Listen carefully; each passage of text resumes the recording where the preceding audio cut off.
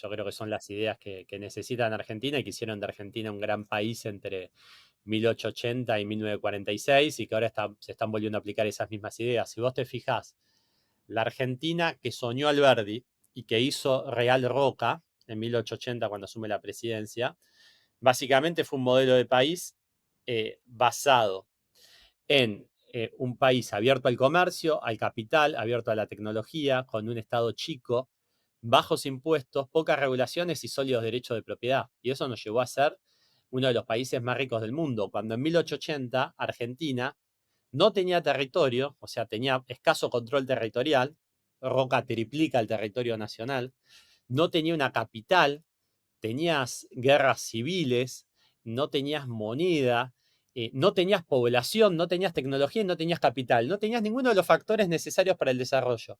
Y aplicando las ideas correctas, para 1895 eras el país más rico del mundo.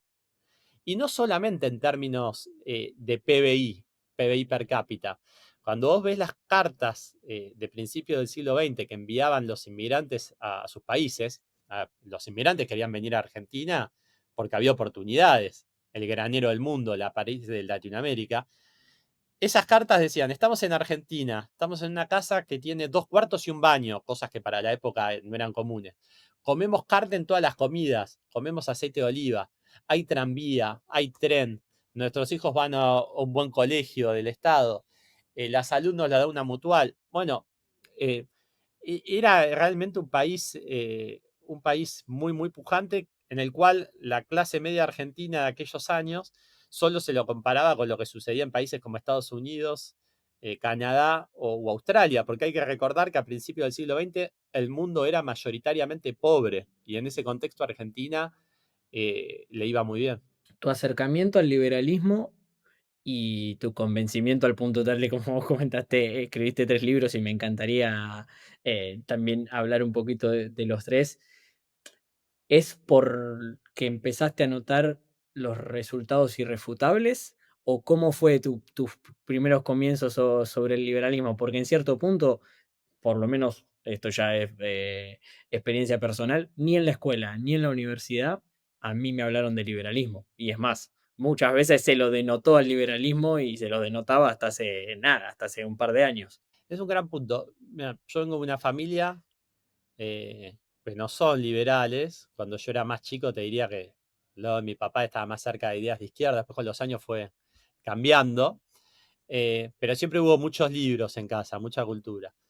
Empecé a leer algunos libros que me gustaron, pero lo que me fue acercando más hacia el liberalismo fue una revista que es el semanario The Economist. Yo vivía en Cariló cuando era adolescente y empecé a comprar The Economist. Entonces, ahí fue como que me empecé a acercar, empecé a leer algunos libros, pero con los años me fui volviendo más antiestado todavía. O sea, al principio por ahí abrazaba una visión liberal con una cierta dosis de Estado y con los años y mucho más, bueno, después con la llegada de Milei, fui entendiendo que el nivel de Estado que se necesita es mínimo y que el fin, digamos, filosóficamente, el anarcocapitalismo es la respuesta como concepto, ¿no? Después en el camino, bueno, vas a tener que tener algo de Estado, pero conceptualmente uno tiene que pensar permanentemente, bueno, ¿cómo puedo sacar el Estado acá? Ahí está, mirá, nunca lo había escuchado ni me lo había puesto a pensar, pero vos le das al anarcocapitalismo un cierto lugar de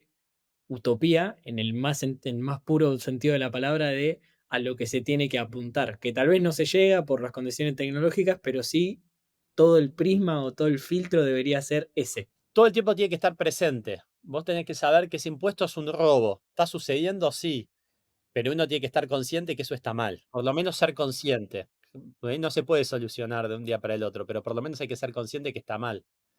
Y que hay un montón de cuestiones que se las asocia a que un Estado liberal las tiene que proveer el Estado, que es mentira. Por ejemplo, la educación. A mí me encanta un modelo que son las escuelas charter. Si te gustó el clip de recién, acá te dejo la entrevista completa y no te olvides de ponerle me gusta al video para que el algoritmo haga su laburo y siga mostrándoselo a más gente y más gente y más gente. Nos vemos.